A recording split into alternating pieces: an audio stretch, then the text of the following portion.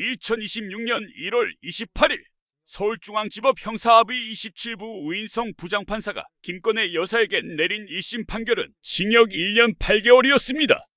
민중기 특검이 구형한 징역 15년, 벌금 20억 원의 10분의 1도 안 되는 형량입니다. 더 기가 막힌 것은 무죄 판결 내역입니다. 주문. 피고인을 징역 1년 8월에 처한다.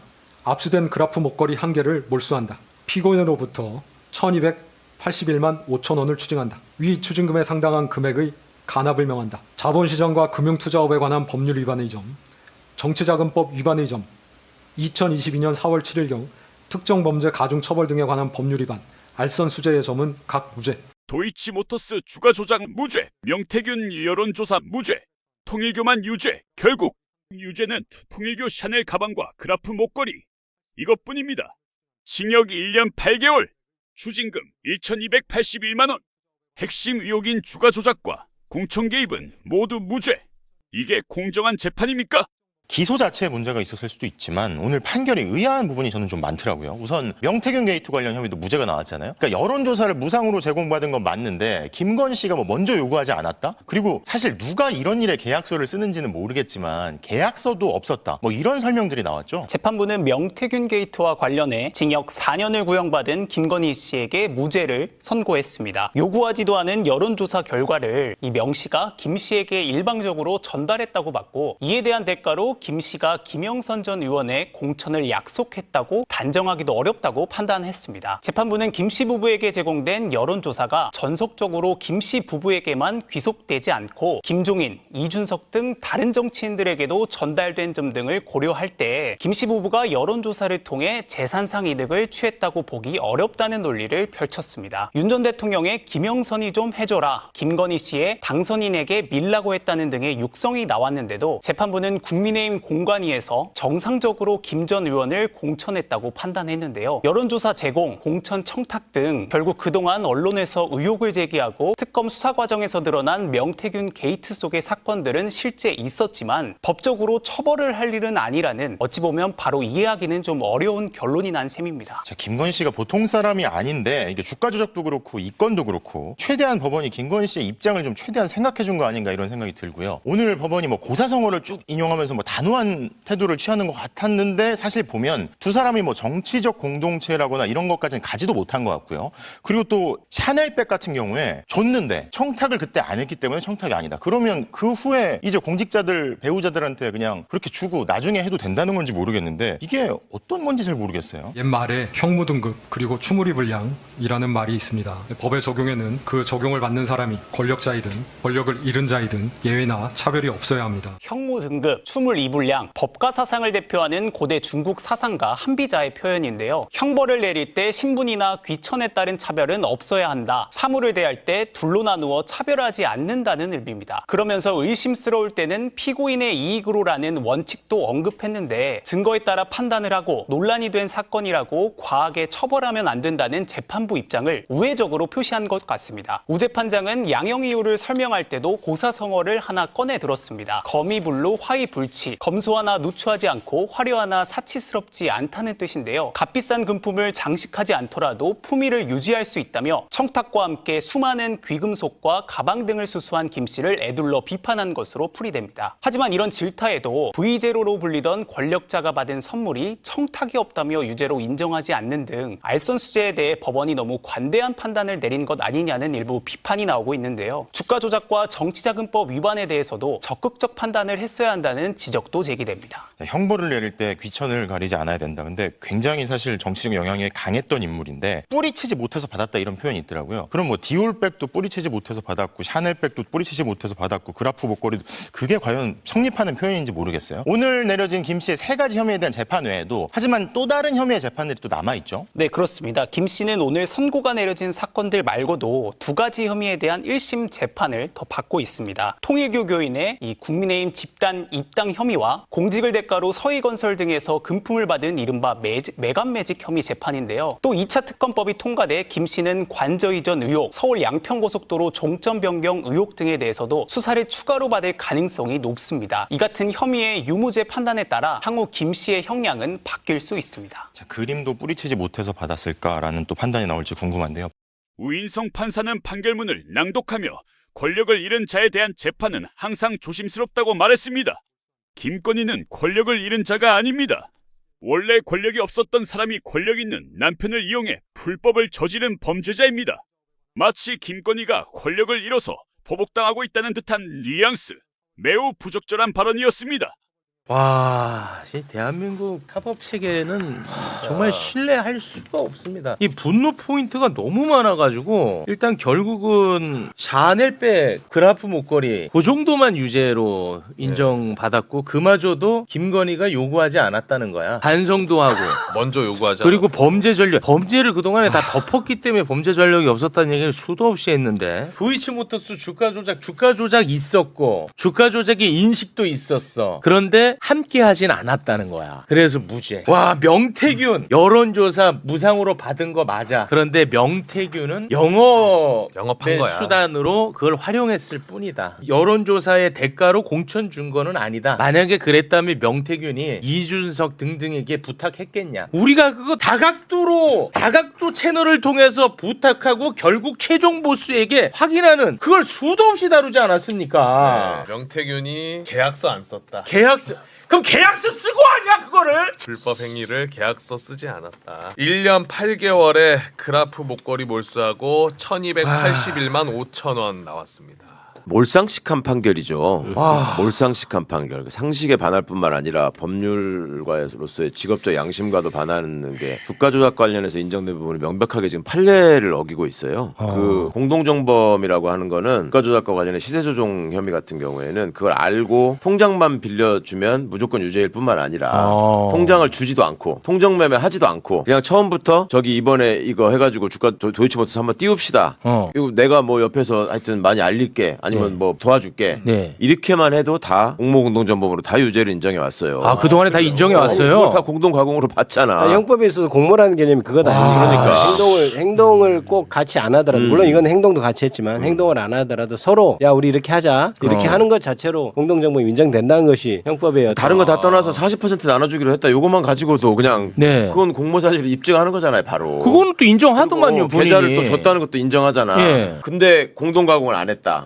공모를 안 했다. 이거 말이 이게 판례를 어기고 있어요 지금. 판례도 어겼고. 판례를 어기는 거고 정치자금법 위반은 이제 구조가 뇌물하고 비슷하거든요. 대가나 저기 이런 부분에서 이제 조금 더 엄격하게 또 신분면에서 따질 뿐인데 이제 이 사람의 논리에 의하면 내가 뭔가를 부탁하기 위해서 최욱 씨한테 뇌물을 줘. 네. 근데 주기만 하고 계약서는 안 썼어. 네. 이거를 내가 주면 나한테 무슨 자리를 달라. 이렇게 계약서를 썼어야 되는데 안 썼으니까. 네. 앞으로 계약서만 쓰면 돼 이제. 앞으로 계약서만. 그 다음에 우리가 이렇게 하기로 했는데 곽수산 씨가 나한테 저 도이치모터스 주식 오른다니까 좀 사놔라. 응? 그래가지고 이제 그걸 받았어. 그래갖고 그걸로 한 1억을 벌었어. 그러면 곽수산한테 여론조사 비용 1억은 얘한테 받은 거니까 너는 여기 안 받아도 되고 계약서도 없고 맞아. 네 수익은 다 생기지 않았냐. 이런 거예요. 다른 데서 말하자면. 수익을 얻었으니까. 그렇죠. 딴 데서 수익 얻었으니까. 그러면 곽수산 씨가 나한테 내부 정보를 알려줘가지고 혹은 시세 조종 혐의를 알려줘가지고 공모한 결과가 되면 그건 그거대로 처벌하는 거고. 그렇죠.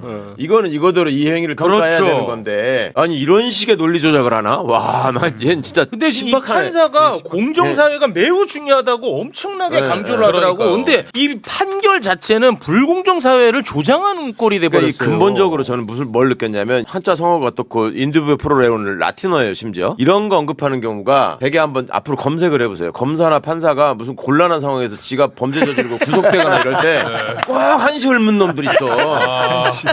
꼭 한식을 팠다니까? 이게 나 진짜 기가 막혀서 그래 이 상황에 딱 적합한 얘기도 아니에요 또 보면 그냥 갖다 붙인 거야. 아니 거미불로 화이불치가 부패 행위와 관련해서 나오는 왜 그걸 인용합니까? 그건 그 말이 아니거든. 서로 간에 인식까지 있었고 다 아는 사이고 한데 이거는 도이치모터스 주식에 대해서 그때 김건희가 문득 생각나가지고 이번에도 한번 사볼까? 한 1년 있다 또 오르겠네? 이렇게 지금 판단하고 있다는 거거든. 맞습니다. 이거는 정말 상상을 초월합니다. 제 개인적인 느낌은 그렇습니다. 아니, 개인적 느낌을 떠나서 법리적으로도요. 있고요. 항소심 가서 달리 판단 나올 거라고 보여집니다. 저는. 이거는 예, 예. 항소심에서 깨지지 않으면 진짜 대한민국 법원이 망할 일이에요. 그럼 제가 좀 결이 다른 좋아. 제 생각을 좀 말씀드릴게요. 좋아. 그러니까 저 남들이 하지 않는 얘기 두 가지를 좀 하고 싶어요. 좋아요. 두 가지. 첫 번째입니다. 첫 번째. 우인성이가 김건희를 지키려고 했겠느냐? 그럼. 저는 그렇게 안 봅니다. 오, 야 이거 색다른 접근인데? 다른 누군가를 지키려고 했을 것이다. 자, 도이치모터스 주가 조작과 명태균 여론조사 다 윤석열의 대선 후보 때와 엮여 있는 일입니다. 대선 후보 당시 엮여 있는 문제라서 당선 무효가 되면 한 집단은 무너집니다. 400억을 토해내야 돼요. 그럼 우인성이 김건희 지키려고 했겠습니까? 기득권인 국민의힘을 지키려고 이 판결을 내린 것이다. 아 맞다. 자, 보시면 결혼하기 전에 뭐 이 양반이 뭐 골드만삭스 출신이라고 해서 한 4달 정도 맡겼는데 이게 손실이 났습니다. 예. 그리고 다음 거 바로 띄워주시면 손실 났다 그랬죠? 네. 김건희 최은순에서 22억 처먹었습니다. 허위사실 공표예요. 당선 무효입니다. 당선 무효되면 선거 비용 보전받았던 거 400억 토해내야 됩니다. 와. 그래서 이걸 유죄로 인정할 수가 없어요. P&L 여론조사 이것도 다 조작한 거 아닙니까? 그렇지. 이거 홍준표랑 대선 후보 경선할 때 윤석열 좀 올려서 홍준표보다 높게 나가게 해달라. 이걸 유죄로 판단하면 조작 쓴 겁니다. 당선 무효예요. 당선 무효되면 선거 비용 400억 토해내야 됩니다. 저 새끼가 왜 저런 판결을 했을까? 지금 다 내란 세력 척결을 위해서 지금 윤석열 김건희를 바라보고 있는데 좀 큰 게 있다. 기득권인 국민의힘을 살려야 되겠다. 저는 이거를 하나가 있고 두 번째는 진짜 비판해야 될 지점이 하나 있어. 언론 보도인데요.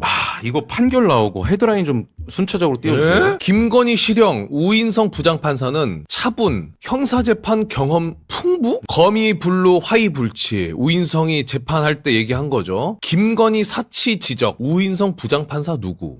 김건희 여사의 실형 선고한 우인성 부장판사 차분하고 꼼꼼한 정통 법관? 네, 언론사 마지막입니다. 왜 이래? 고가 사치품 치장하는데 급급. 김건희 질타 우인성 판사 누구? 몇 년 동안 민간인이 나라를 헤쳐먹고 나라를 저지경으로 만들었는데 그 선고가 1년 8개월에 그쳤습니다. 그러면 이 선고 결과에 대해서 비판을 하거나 뭐 어떤 것 때문에 뭐 중립적으로 판결 나온 것 가지고만 쓸 수 있다고 봐. 넘치지. 네, 넘치죠. 야, 근데 꼼꼼, 정통, 뭐 경험 풍부, 차분 이걸 지금 헤드라인으로 다 쓰고 있더라고요. 아니 언론들은 이 판결에 대해서 분노 안 합니까? 같은 국민 아니에요? 속보 전해드리겠습니다. 김건희 무죄 선고했던 우인성 판사를 공소처에 고발했습니다. 변호사님, 법리적으로 어떤 면에서 위법이고 직권남용이라고 보시는 겁니까? 어떤 법을 위반한 것이냐, 어떤 재량권 남용이냐. 첫째, 어제 공동정범의 고의는 없을지언정 여러 증거를 보면 방조범의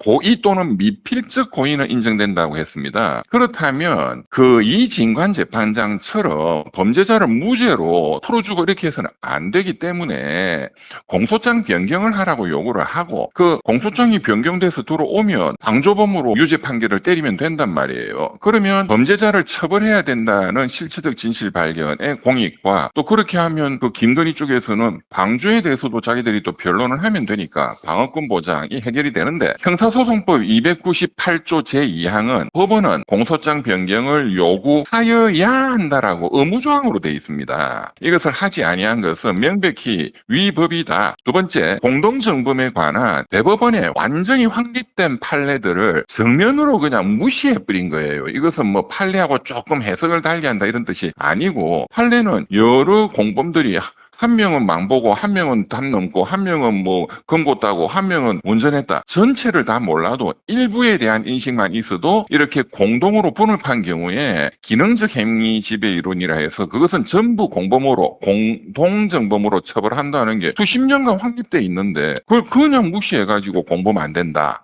이것은 명백히 법을 위반한 것이고요.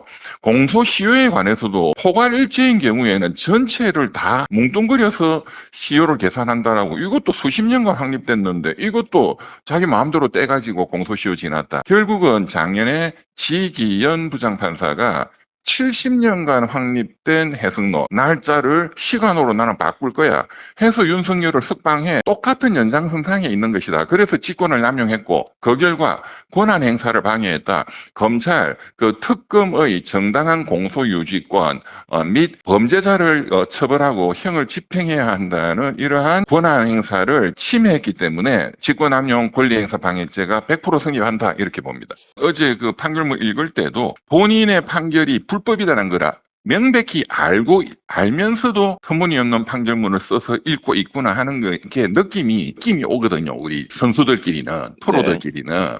그리고 뭐 아시다시피 어제 터무니없는 오사성어를 떠들지를 않나. 그런 거를 서두에 한 말씀 드리겠습니다. 이런 경우는 없습니다. 끝나고 일어서 가지고 김건희한테 인사를 하더구만요. 네, 그런 판사도 처음 봤습니다. 이것은 명백히 저는 지기현 무죄 판결 우인성 그리고 그간에 이어져 온 조희대 대법원의 명백한 극우보수 사법 반동의 그런 일환으로 이루어진 것이다. 그렇게 보이기 때문에 더더욱이 우리가 예의주시해야 된다고 보고 그런 차원에서 수사를 촉구를 하는 겁니다. 오늘 우인성 재판부의 판결은 국민의 법 감정을 크게 상하게 했습니다.